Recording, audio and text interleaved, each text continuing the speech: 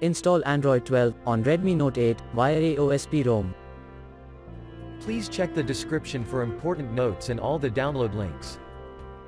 First download ROM and GApps packages, then transfer the downloaded files to the phone storage, link is in the description below. Step 2. Boot your device into TWRP recovery. Once in TWRP, click on Wipe, Advanced Wipe, and select the check boxes, as shown in the image, excluding internal storage. Step 4. Swipe the button to wipe the device.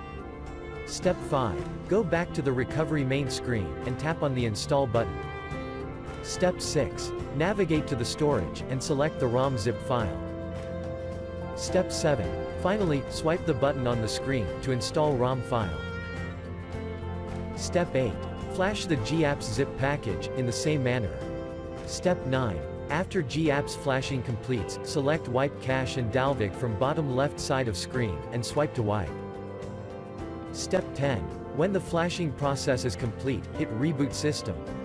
That's it, you have successfully installed the ROM on your device.